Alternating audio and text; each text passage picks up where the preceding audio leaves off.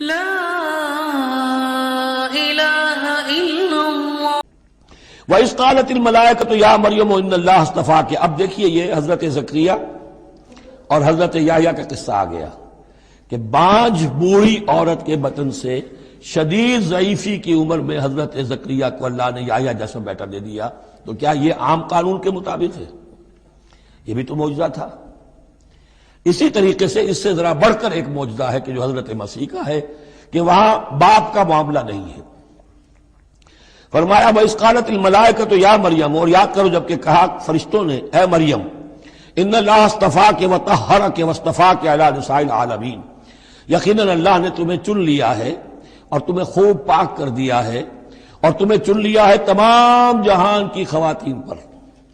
یا مریم اقنتی لربک، اے مریم اب اپنے رب کی فرما برداری کرتی رہو، واسجدی اور سجدہ کیا کرو، وارکعی مع الراکعین اور جھکنے والوں کے ساتھ جھکتی رہا کرو، نماز باجماعت کے اندر شریک ہو جایا کرو۔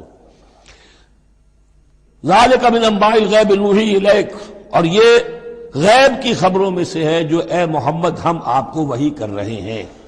وما کنت لدیہم، آپ تو ان کے پاس موجود نہیں تھے، اذ یلقون اقلامہم ایہم یکفل مریم، جبکہ وہ اپنے قلم پھینک رہے تھے یہ طے کرنے کے لیے کہ ان میں سے کون ہوگا کہ جو مریم کا کفیل ہوگا، کس کی تربیت میں زیر نگرانی، یعنی اور بھی وہاں پریسٹ تھے، کاہن اور بھی تھے، ان سب میں سے ہر ایک چاہتا تھا کہ یہ بچی جو ہے میری تحویل میں ہو، میں تربیت کروں، جسے اللہ کے نام پر جو ہے اس طرح وقف کر دیا گیا ہے۔ لیکن یہ کہ جب وہ اس طریقے سے اپنے قلم پھینک کر کچھ جیسے ہوتا ہے کوئی ذائچہ نکالنا یا کسی طرح کا معاملہ تو طے کر رہے تھے، اس میں اللہ نے حضرت زکریا کا نام نکال دیا تھا۔ تو اے نبی اس وقت تو آپ تو وہاں نہیں تھے، وما کنت لدیہم یختصمون، اور نہ آپ اس وقت تھے جبکہ وہ آپس میں جھگڑ رہے تھے۔ اذ قالت الملائکۃ یا مریم ان اللہ یبشرک بکلمۃ منہ، اب یاد کرو جب کہ کہا فرشتوں نے اللہ سے، کہ فرشتوں نے مریم سے کہ یقیناً اللہ تعالیٰ تمہیں بشارت دے رہا ہے ایک ایسی ہستی کی جو خاص کلمہ ہوگا اس کی جانب سے، اسمہ المسیح عیسی ابن مریم، اس کا نام ہوگا المسیح عیسیٰ مریم کا بیٹا، وجیہا فی الدنیا والآخرہ، باعزت ہوگا، مرتبے والا ہوگا دنیا میں بھی اور آخرت میں بھی، ومن المقربین، اور بہت ہی اللہ کے مقربین بارگاہ میں سے ہوگا، بہت مقرب، وَيُكَلِّمُ النَّاسُ فِي الْمَهْدِ وَكَهْلًا، اور وہ لوگوں سے گفتگو کرے گا گود میں بھی اور پوری عمر کا ہو کر بھی۔ کہولت 40 برس کے بعد آتی ہے، اور حضرت مسیح اٹھا لیے گئے، رفع سماوی ہوا 33 برس کی عمر میں، گویا کہ اس آیت کا تقاضا ابھی پورا نہیں ہوا ہے، اور اس سے اندازہ کر لیجیے اس کے کہنے کی ضرورت کیا تھی، پوری عمر کو پہنچ کر تو سبھی بولتے ہیں، اس کا اشارہ کیوں کیا گیا یہاں؟ اس لیے کہ ہمیں معلوم ہو جائے کہ حضرت مسیح پر ابھی موت واقع نہیں ہوئی ہے، بلکہ وہ واپس آئیں گے دنیا میں، دوبارہ اتریں گے، پھر ان کی وہ عمر بھی ہوگی، پھر وہ شادی بھی کریں گے، ان کی اولاد بھی ہوگی، اور ان کے ذریعے سے اللہ تعالیٰ یہ نظام خلافت علی منہاج النبوت کو پوری دنیا میں قائم کرے گا۔ وَيُكَلِّمُ النَّاسَ فِي الْمَهْدِ وَكَهْلًا، اور وہ گفتگو کرے گا لوگوں سے اپنے گود میں بھی، تمہاری گود میں بھی، پگھوڑے میں بھی، اور بڑی پوری عمر کا ہو کر بھی، وَمِنَ الصَّالِحِينَ، اور یقیناً وہ بھی بہت ہی ہمارے نیکوکار بندوں میں سے ہوگا۔ قالت رب انا یکون لی ولد، حضرت مریم سلام علیہا نے بھی وہی جو ہے بات واضح کی، اے اللہ میرے اولاد کیسے ہو جائے گی؟ ولم یمسسنی بشر، مجھے تو کسی مرد نے ہاتھ تک نہیں لگایا۔ قال کذالک اللہ یخلق ما یشاء، فرمایا اسی طرح اللہ تعالیٰ تخلیق فرماتا ہے جو چاہتا ہے، اس کو ضرورت نہیں ہے۔ ٹھیک ہے عام ولادت انسانوں کی اسی طرح ہوتی ہے، باپ کا بھی حصہ ہے، ماں کا بھی حصہ ہے، لیکن یہ کہ اللہ تعالیٰ کے لیے کسی بھی شے کی ضرورت نہیں ہے، وہ محتاج نہیں ہے ان اسباب اور وسائل و ذرائع کا، اور جو چاہے کرتا ہے۔ قال کذالک اللہ یخلق ما یشاء اذا قضى امرا فانما يقول له كن فيكون، وہ تو جب کسی شے کا فیصلہ کر لیتا ہے تو بس وہ کہتا ہے ہو جا اور وہ ہو جاتی ہے۔ وَيُعَلِّمُهُ الْكِتَابَ وَالْحِكْمَةَ، اور وہ اللہ تعالیٰ اسے سکھائے گا کتاب بھی اور حکمت بھی، وَالتَّوْرَاةَ وَالْإِنْجِيلَ، اور تورات بھی اور انجیل بھی، وَرَسُولًا إِلَىٰ بَنِي إِسْرَائِيلَ، اور وہ رسول بن کر آئیں گے اسرائیل کی طرف۔ اب یہ جو دو کنٹمپریریز ہیں ان کو نوٹ کر لیجئے کہ حضرت یحییٰ کے بارے میں نبیم من الصالحین پر آ کر بات ختم ہو گئی، اور حضرت عیسیٰ کے بارے میں رسولاً الی بنی اسرائیل، بنی اسرائیل کی طرف رسول ہو کر آئیں گے۔ حضرت یحییٰ صرف نبی تھے، اسی لیے وہ قتل بھی کر دیے گئے۔ حضرت عیسیٰ رسول تھے، رسول قتل نہیں ہو سکتے، اسی لیے ان کو زندہ آسمان پر اٹھا لیا گیا۔ یہ بہت اہم مضمون ہے کہ جو یہاں بھی آپ کو سمجھ لینا چاہیے۔ اس کے بعد ان کے بعد معجزات کا تذکرہ ہے، وہ انشاءاللہ اب اگلی نشست میں پڑھیں گے۔ وَيُعَلِّمُهُ الْكِتَابَ وَالْحِكْمَةَ وَالتَّوْرَاةَ وَالْإِنْجِيلَ وَرَسُولًا إِلَى بَنِي إِسْرَائِيلَ صدق اللہ العظیم۔ اس آیہ مبارکہ کے بارے میں ایک نقطہ تو میں بیان کر چکا ہوں کہ تقابل جو ہے ذہن میں رکھنا چاہیے کہ حضرت یحییٰ علیہ السلام کے بارے میں ان کے لیے جو بھی توصیفی کلمات اللہ تعالیٰ نے ارشاد فرمائے ان میں آخری ہے نبیم من الصالحین، اور حضرت عیسیٰ علیہ السلام کے لیے یہاں پر جو الفاظ آئے ہیں رسولاً الی بنی اسرائیل، اس کو نوٹ کر لیجئے، پھر آئندہ چل کر اس کے اور بھی حوالے آئیں گے۔ دوسری بات جو نوٹ کرنے کی ہے وہ یہ کہ کتاب اور حکمت اور تورات اور انجیل، ان چار چیزوں کے مابین جو تین واو آئے ہیں ان میں سے دو واو عطف ہیں، ایک واو تفسیر ہے۔ اللہ ان کو سکھائے گا کتاب اور حکمت، یعنی تورات اور انجیل۔ یہ درمیانی واو جو ہے یہ یعنی کے معنی میں ہے، اس لیے کہ جیسا کہ میں کئی مرتبہ پہلے بتا چکا ہوں، تورات میں صرف احکام تھے، حکمت نہیں تھی۔ انجیل میں صرف حکمت ہے، احکام نہیں ہے، اور اسی نقطے کو سمجھ لینے سے ساری گتھی حل ہوتی ہے، اور اگر اسی کو نہیں سمجھا ہے لوگوں نے تو پھر بہت ان کے ذہنوں میں پریشانیاں رہتی ہیں۔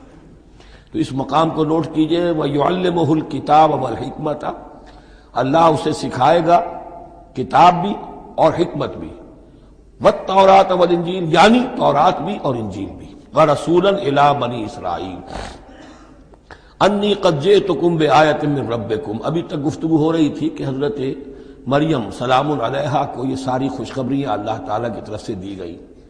اب یوں سمجھئے، to cut a long story short, درمیان کا وقفہ، ان کی ولادت ہوئی، وہ پلے بڑھے، وہ ساری تاریخ بیچ میں سے حذف کر کے نقشہ کھینچا جا رہا ہے اب کہ حضرت مسیح علیہ السلام نے اب اپنی دعوت کا آغاز کر دیا ہے۔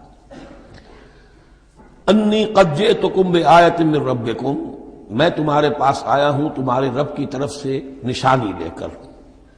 انی اخلق لکم من الطین کہیئۃ الطیر، کہ میں تمہارے سامنے یا تمہارے لیے بناتا ہوں گارے سے ایک پرندے کی شکل، فانفخ فیہ، پھر میں اس میں پھونک مارتا ہوں، فیکون طیرا باذن اللہ، تو وہ بن جاتا ہے اڑتا ہوا پرندہ اللہ کے حکم سے۔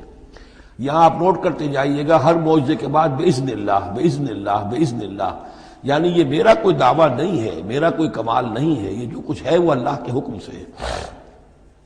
وَأُبْرِئُ الْأَكْمَحَ وَالْأَبْرَصَ وَأُحْيِي الْمَوْتَىٰ بِإِذْنِ اللَّهِ، اور میں شفا دے دیتا ہوں مادرزاد اندھے کو بھی اور کوڑھی کو بھی، اور میں مردہ کو زندہ کر دیتا ہوں بِإِذْنِ اللَّهِ، اللہ کے حکم سے۔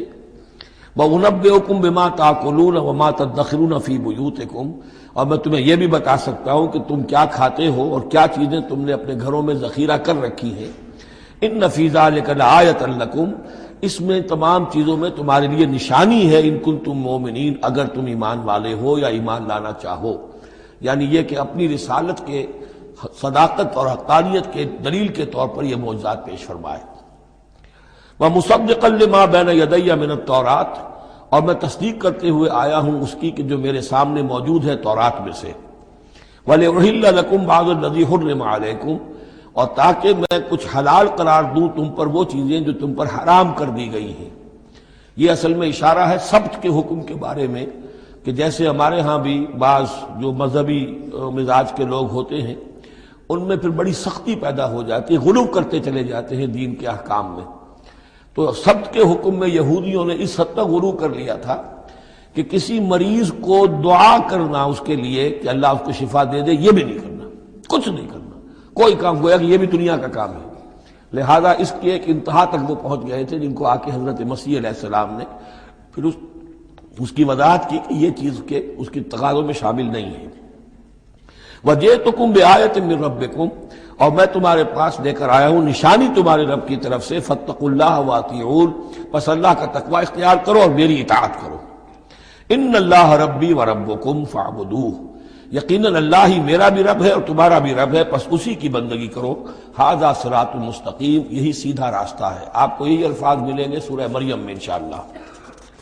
فلما احس عیسیٰ منہم الکفر، اب پھر دیکھیے وہی درمیانی وقفوں کو چھوڑتے ہوئے یہ دعوت میں کتنا عرصہ لگا، کئی سال کے بعد اب مخالفت ہوئی، اور مخالفت ہوئی ان کے علماء کی طرف سے۔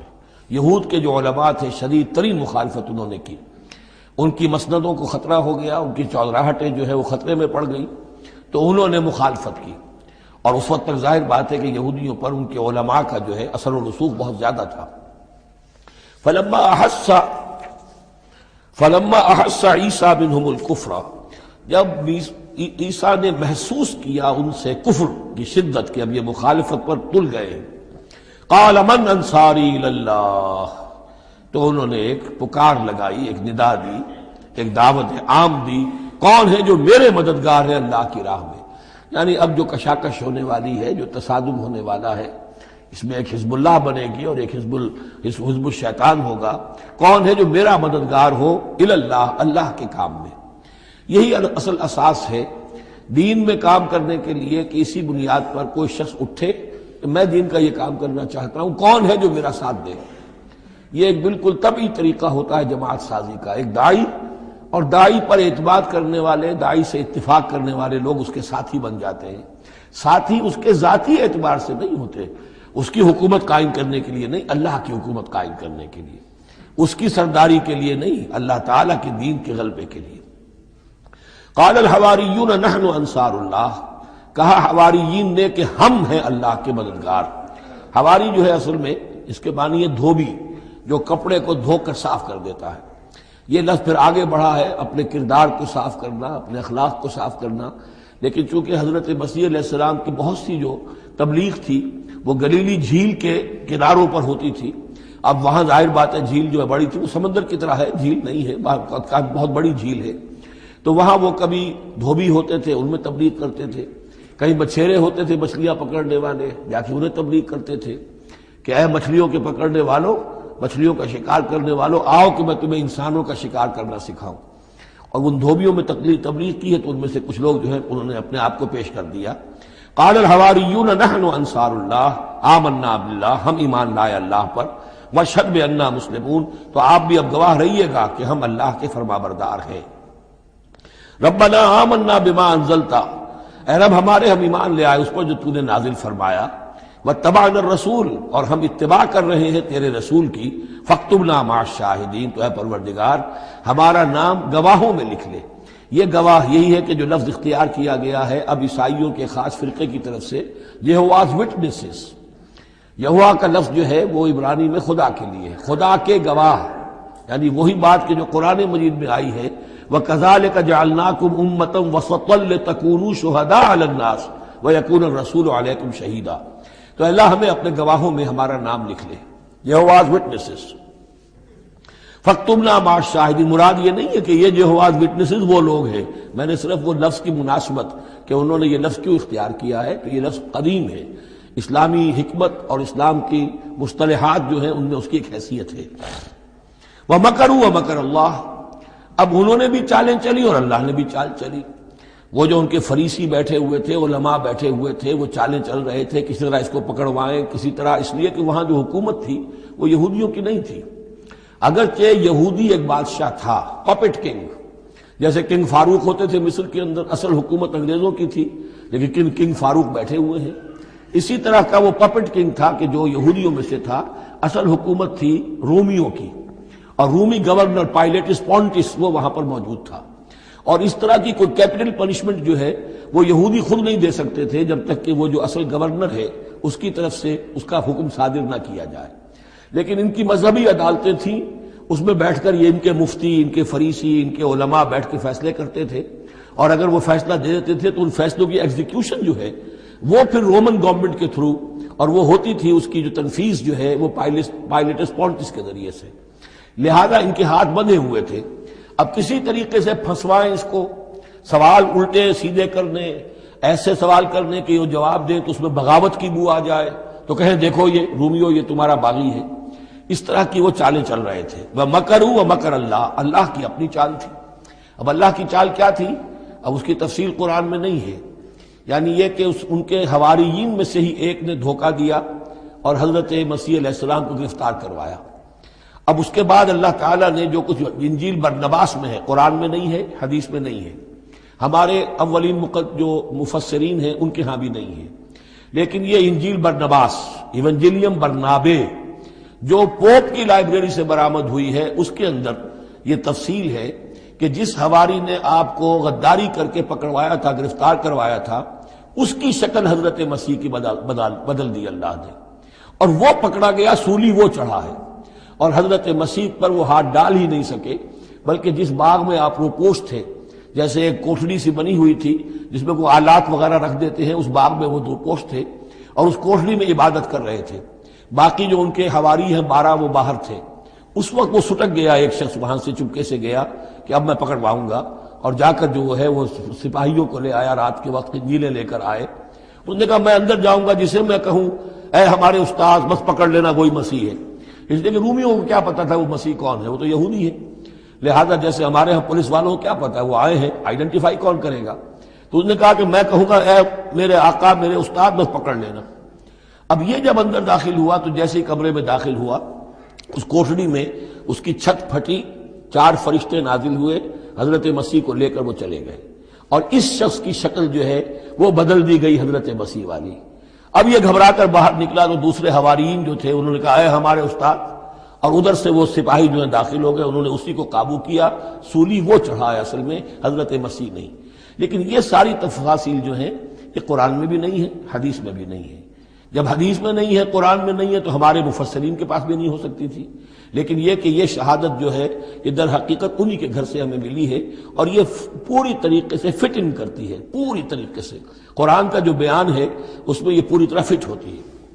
وَمَكَرُوا وَمَكَرَ اللَّهُ، انہوں نے اپنی سی چالیں چلی، اللہ نے اپنی چال چلی. وَاللَّهُ خَيْرُ الْمَاكِرِينَ، اور اللہ تعالیٰ جو ہے وہ بہترین چال چلنے والا ہے. لا إله إلا